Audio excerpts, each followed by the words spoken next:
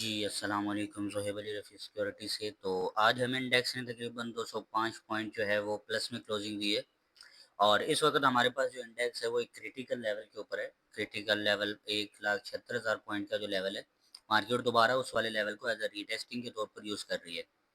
और आज के वॉल्यूम की बात की जाए तो मार्केट के अंदर 448 मिलियन का वॉल्यूम रहा है और उसके बाद हमें मार्केट में सेकंड सेशन में जो है वो सेलिंग देखने को मिली। और इसको थोड़ा-सा टेक्निकल्स के ऊपर देखेंगे कि हमारे पास इंडेक्स का जो नेक्स्ट टारगेट है वो क्या होगा और उसके बाद कुछ स्टॉक्स हैं उनको थोड़ा-सा टेक्निकल लेवल्स के ऊपर देखेंगे जिनमें ओजीडीसी है, फातमा है और डीजीकेसी है। तो हम डायरेक्ट टेक्निकल्स के ऊपर चलते हैं। तो यहाँ पे हम थोड़ा-सा जो है वो छोटे टाइम फ्रेम पे देखने की कोशिश करेंगे इंडेक्स को। तो हमारे पास मार्केट में ये एक लेवल है यहाँ पे इस वाले लेवल से हमारे पास इतनी सप्लाई यूज़ हुई थी। उसके बाद मार्केट यहाँ से गिरी है तो फिर टोटल इसकी इतनी ही सप्लाई मार्केट ने यूज़ की है। अब मार्केट को अगर ऊपर जाना है तो मार्केट को यहाँ से ये सप्लाई जो है वो हाफ़ यूज़ करनी चाहिए। हाफ़ से मुराद है कि हमारे पास मार्केट जो है वो इस वाले लेवल से हमें रिवर्सल देखने को मिलना चाहिए मार्केट के अंदर, इस वाले लेवल से। अगर मार्केट इसी वाले लेवल से रिजेक्शन देती है अपर साइड की, तो फिर हमारे पास जो इंडेक्स का नेक्स्ट टारगेट होगा वो यहाँ से लेते हैं तो हमारे पास नेक्स्ट 180 का टारगेट होगा, अगर यहाँ से रिजेक्शन मिलती है तो। लेकिन अगर यहाँ से रिजेक्शन नहीं मिलती तो फिर हमारे पास मार्केट जो है वो दोबारा इस वाले लेवल तक आएगी, जो कि 1,73,000 पॉइंट है क्योंकि यहाँ पे थोड़ी-सी लिक्विडिटी रह गई है मार्केट के पास। तो मार्केट जो है इस वाले लिक्विडिटी उठाने के लिए आएगी, ये जो इस वाले डाउन साइड पे है। यानी कि 1,73,000 के नीचे जो लिक्विडिटी है मार्केट उसको उठाने के लिए जो है वो आ सकती है। लेकिन हमारे पास यहाँ पे मैक्सिमम साइड पे कोशिश करेगी कि मार्केट जो है वो अपना ये वाला जो लेवल है, जो 1,76,000 वाला लेवल है, मार्केट इसको सस्टेन करे और अपने आप को अपर साइड लेके जाए। पहली बात यहाँ से हमारे पास मार्केट में रिवर्सल बनता है, तो ही मार्केट ऊपर जाएगी। अगर ये यहाँ से हमारे पास 173 तक मार्केट दोबारा आती है, तो इसका मतलब ये रहेगा कि मार्केट दोबारा जो है 180 तक जाना इसके लिए मुश्किल हो सकता है। उसके पीछे का रीज़न है क्योंकि जब सप्लाई और डिमांड इक्वल हो जाती है तो किसी न किसी चीज़ को जो है वो दुगना होना पड़ता है। या तो सप्लाई डबल होगी तो डिमांड हमारे पास सिंगल हो जाएगी। तो हमारे पास इस लेवल पे हमें सप्लाई हाफ दिखनी चाहिए, यानी कि 1,76,000 से हमें रिवर्सल मिलना चाहिए। 1,76,000 से लेके 1,75,000 तक। तो ये हमारे लिए एक रिवर्सल ज़ोन के तौर पर यूज़ होगा। तो हमारे पास जब तक ये रिवर्सल ज़ोन है, यानी कि जब तक हमारे पास मार्केट इसके ऊपर सस्टेन कर रही है, तो इसका मतलब है मार्केट यहाँ से बुलिश हो सकती है। और मार्केट का बुलिश होना बनता भी है क्योंकि मार्केट यहाँ पे बहुत सी लिक्विडिटी जो है वो छोड़ आई है, तो मार्केट यहाँ से लिक्विडिटी उठा भी सकती है और उसके बाद फिर दोबारा जो है हमें कुछ रिजेक्शन देखने को मिल सकती है। और लेकिन अगर ये लेवल ब्रेक हो जाता है 1,76,000 का, तो हमारे पास 173 जो इंडेक्स का सपोर्ट बना हुआ है, तो उसको ब्रेक करने से मुराद होगा कि हमारे पास एक डिप दे, यहाँ से लेके मैक्सिमम साइड पे कोई इतनी डिप दे और क्लोजिंग जो है 173 से ऊपर दे, देन हम बाइंग की एंट्री जो है वो प्लान कर सकते हैं। अलबत्ता उसके बाद मार्केट जो है वो कभी एक ये लेवल है मार्केट के पास 168 का, अभी इसके पीछे नीचे भी लिक्विडिटी है, लेकिन लिक्विडिटी यहाँ पे इतनी ज़्यादा नहीं है क्योंकि यहाँ पे मार्केट पहले ही ऑलरेडी लिक्विडिटी उठा के गई थी। तो इस वाले लेवल पे सबसे ज़्यादा लिक्विडिटी थी जहाँ पे एज अ रेजिस्टेंस माना गया था इस सपोर्ट को, यानी कि इस लेवल को रेजिस्टेंस माना था। देखिए यही लेवल जो एज अ रेजिस्टेंस के तौर पर यूज़ हो रहा है, मार्केट बार बार उसका सपोर्ट ले रही है और अगर ये सपोर्ट यहाँ से ब्रेक होता है तो देन फिर 168 का लेवल होगा। उसके बाद मार्केट फिर अपना जो रिवर्सल है वो दोबारा क्रिएट कर सकती है अपर साइड और उसके बाद मार्केट का फिर मूव जो अपर साइड रहेगा।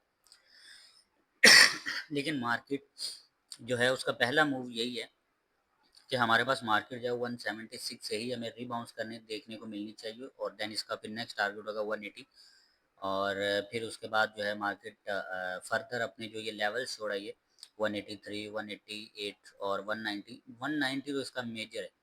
190 तो ये अचीव करेगा ही करेगा, लेकिन थोड़ा-सा टाइम ले सकता है इंडेक्स। लेकिन यहाँ पे इसकी जो मैक्सिमम साइड पे प्रोबेबिलिटी है वो यही है कि 180 तक इंडेक्स हमें जो है वो सस्टेन करता हुआ नज़र आना चाहिए। और उसके बाद यहाँ पे कुछ स्टॉक्स हैं उनको देख लेते हैं, जिनमें हमारे पास फातिमा फर्टिलाइज़र है, तो उसको थोड़ा-सा देखते हैं और उसमें टेक्निकल्स करते हैं उनके। तो ये मैं बड़े टाइम फ्रेम पे ही देखने की कोशिश करता हूँ। तो यहाँ पे हमारे पास एक ये मूव जनरेट होता है पहले फातिमा का, और उसके बाद आज हमारे पास फातिमा का ये मूव बना है, ये सिंगल कैंडल। अब यहाँ पे हमारे पास एक तरह का सपोर्ट भी है, इस कैंडल का सपोर्ट ले रहा है हमारे पास फातिमा। फातिमा फर्टिलाइजर इस कैंडल को एज अ सपोर्ट के तौर पर यूज़ कर रहा है, और यहाँ भी ये रीटेस्टिंग भी हो चुकी है। अब यहाँ पे एक चीज़ जो है वो मैं क्लियर कर दूँ कि हमारे पास जब भी यही पैटर्न बनता है, कुछ इस तरह का पैटर्न बनता है, तो मार्केट में फातिमा में गिरावट आती है, और यही पैटर्न यहाँ पे बना हुआ है ऑलरेडी। ये एक गिरावट यहाँ पे बनी हुई है, देखो यही सेम पैटर्न है, और उसके बाद मार्केट जो है वो थोड़ा सा गिरता है, फातिमा गिरता है, उसके बाद फिर ये अपने आप को उठा लेता है। तो हम यहाँ से सप्लाई यूज़ करेंगे, तो हमारे पास ये सप्लाई हम लगाते हैं यहाँ पे। तो अभी तो ये फ़िलहाल 50% ज़ोन के ऊपर है, हमारे पास जो 50% सप्लाई यूज़ कर रहा है। तो अगर तो ये 50% सप्लाई यूज़ करेगा, तो इसका मतलब है कि ये अपने आप को अपर साइड लेके जाएगा। लेकिन अगर ये यहाँ पे 100% सप्लाई यूज़ करता है, यानी कि कोई 151 रुपए से, तो देन फिर इसमें हमें जो है वो डिमांड लगानी पड़ेगी, और डिमांड के हिसाब से इसका जो नेक्स्ट टारगेट होगा वो दोबारा 161 होगा, अगर हमें ये 150 के ऊपर मिलता है तो।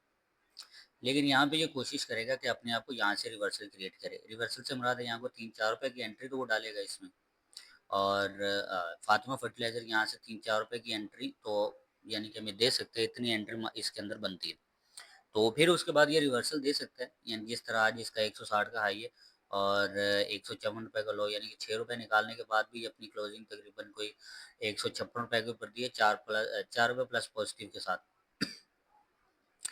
तो हमारे पास यहाँ से इसमें एक ग्रीन कलर का जो मूव है, यानी कि बाइंग साइड का जो मूव है, वो एक एक्सपेक्टेड है कल फातिमा के अंदर। और उसके बाद यहाँ से मैं आपको बता दूं कि जब तक ये इसके पास एक मूव बना है, इसको कहते हैं dual directional move. Dual direction से मुराद होता है जिस तरफ मार्केट बॉडी के साथ इसको फिल कर देगी, फातिमा फातिमा फर्टिलाइजर जिस तरफ इसको बॉडी के साथ फिल करेगा उसी साइड पे इसका मूव जो है वो जनरेट हो जाएगा। लेट्स सपोज यहाँ से हमें कल कुछ इस तरह की अगर कैंडल देखने को मिल जाती है रेड कलर की, तो इसका मतलब है कि मार्केट जो फातिमा है वो यहाँ तक आएगा। लेकिन अगर यही साइड हमें यहाँ पे ग्रीन साइड मिल जाती है, तो इसका मतलब है कि हमारे पास फातिमा जो है वो इस तरफ ये मोमेंटम जनरेट करेगा 164 तक। लेकिन यहाँ पे ग्रीन कलर की कैंडल भी आ सकती है, मैं आपको पहले बता दूँ।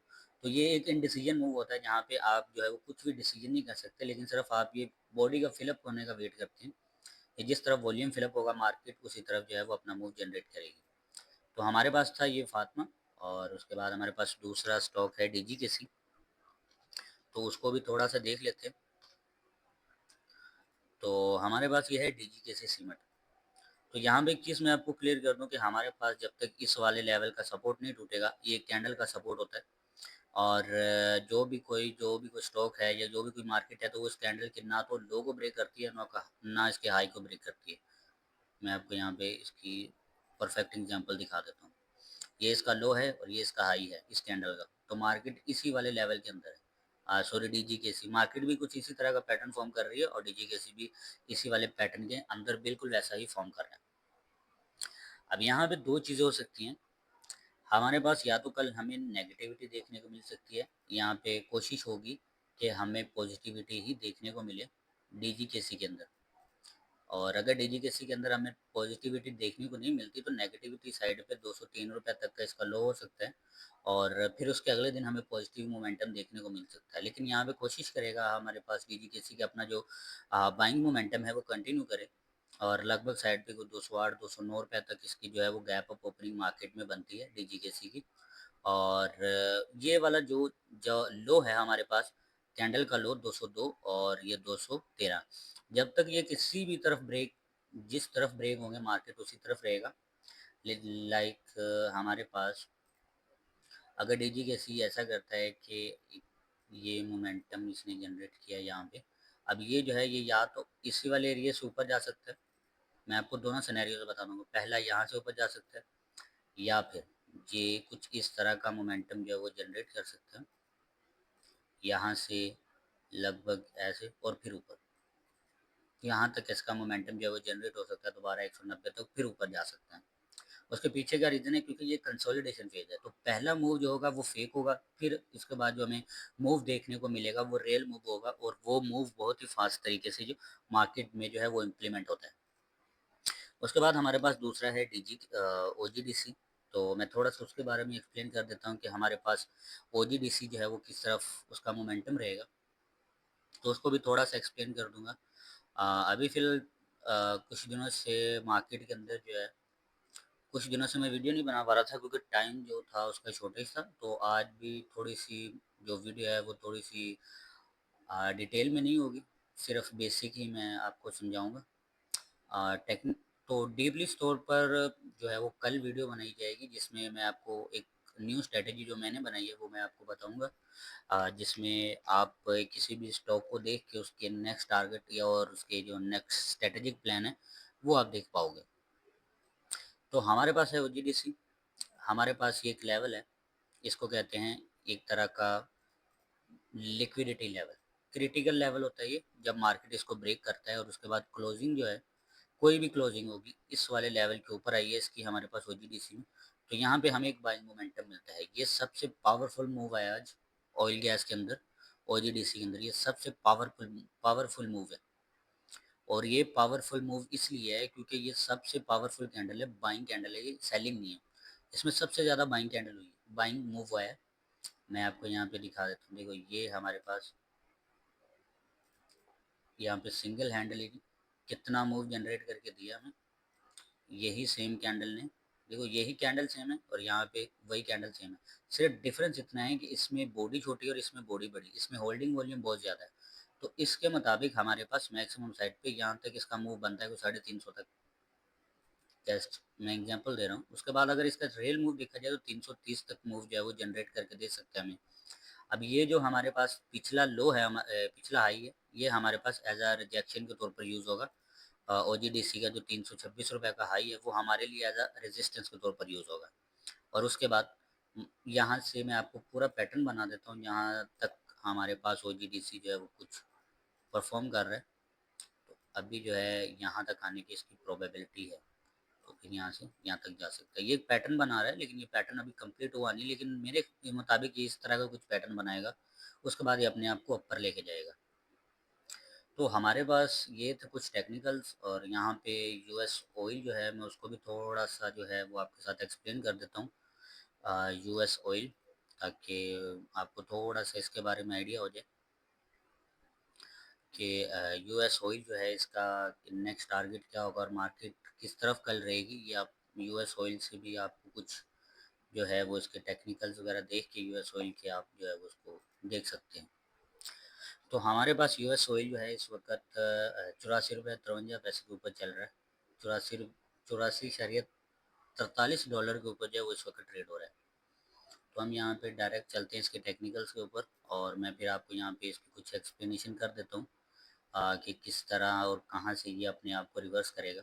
मैं थोड़ा सा उसको भी ब्रीफली तौर पर एक्सप्लेन कर दूंगा क्योंकि ये थोड़ा सा मूव जो है ये जनरेट हमारे पास 1 आवर के टाइम फ्रेम पे चलते हैं। तो हमारे पास यहाँ पे एक तरह का मूव जनरेट हुआ था, यहाँ से लेके हमारे पास इस वाले लेवल तक हमें जो मूव देखने को मिला वो है लगभग यहाँ से लेके यहाँ तक का मूव हमें देखने को मिला, यानी कि तकरीबन कोई 4-5 डॉलर का हमें जो है वो मूव देखने को मिला। लेकिन ये 4-5 डॉलर का मूव आया है, इसमें करेक्शन तो आनी चाहिए। अब यहाँ पे एक चीज़ मैं आपको क्लियर कर दूँ, यहाँ पे एक पैटर्न बना हुआ है और उसके बाद मैं आपको यहाँ पे इसकी कुछ जो है वो मूव दिखा देता हूँ। तो हमारे पास ये मूव एग्जैक्ट इतना ही यूज़ होगा, इसको कहते हैं मार्केट में एक्यूरेसी। ये इतना मूव यूज़ हो रहा है इसमें, ठीक है। देखो यहाँ तक सप्लाई आई है, ये हमारे पास यहाँ पे डिमांड ख़त्म हो गई है इसकी। अब यहाँ पे क्या हो रहा है कि यहाँ पे हमारे पास जो डिमांड है वो टुकड़ों में आना शुरू हो गई। देखिए इतना पावरफुल ट्रेंड है यहाँ पे, यहाँ पे इतना पावरफुल ट्रेंड था यूएस ऑयल में, इतना पावरफुल ट्रेंड था। अब ये यहाँ पे ट्रेंड कमज़ोर होना शुरू हो गया, यहाँ पे कैंडल छोटी छोटी होना शुरू हो गई, सप्लाई आना शुरू हो गई यहाँ पे सेंटर में। अब यहाँ पे ये एक तरह का बेरिश पैटर्न जो है वो बना रहा है, बेरिश पैटर्न। अब उसके बाद मैं आपको यहाँ पे इसकी डिमांड बता देता हूँ कहाँ तक आएगा। इसकी सप्लाई लगा के मैं आपको बताता हूँ इसकी सप्लाई कहाँ तक आएगी। और अब इसके बाद जो इसका नेक्स्ट मूव है, मैं यहाँ पे लगाता हूँ इसको। और अगर यहाँ से गिरता है 84 से तो 83 तक दोबारा आने की इसकी प्रोबेबिलिटी है। देखो ये एक तरह का बेरिश पैटर्न है, ये सबसे पावरफुल पैटर्न है। ये जो ऊपर बना हुआ है हमारे पास 84-85 रुपये का ही लगाया, जो 84 से $85 का ही लगाया था। यहाँ पे एक हमारे पास एक पैटर्न बना हुआ है और ये बेरिश पैटर्न होता है। और ये सबसे पावरफुल पैटर्न होता है जो इंडिकेट करता है कि प्राइस किस तरफ रहेगा। तो अभी हमारे पास फिलहाल ये एक लेवल है, लेकिन अगर लिक्विडिटी बेस पे देखा जाए तो हमारे पास यहाँ पे सबसे मेजर मूव खड़ा है। देखो इसी वाले कैंडल से हमारे पास ट्रेंड शुरू हुआ था और इसी वाली कैंडल के ऊपर ट्रेंड ख़त्म हुआ है। तो इसका मतलब ये हमारे पास जो मूव है ये एक तरह का यहाँ पे ख़त्म हुआ है। तो अब हमारे पास सप्लाई आना बाकी है। तो सप्लाई की बेस पे हमारे पास ये दोबारा इसी वाले लेवल तक आने की जो है वो कोशिश करेगा। मैं यहाँ पे ये पूरा का पूरा जोन बना देता हूँ। तकरीबन 82 तक आने की ये कोशिश करेगा क्रूड ऑयल। उसके पीछे का रीज़न है क्योंकि यहाँ पे कुछ वैल्यूज़ जो है वो छोड़ा है। तो उस वैल्यू को फिलअप करने के लिए हमारे पास यूएस ऑयल जो है वो अपना ट्रेंड जो है वो दोबारा डाउन डायरेक्शन लेके आ सकता है। तो आज के लिए फ़िलहाल इतना ही, मिलते हैं आने वाली नेक्स्ट वीडियोस में।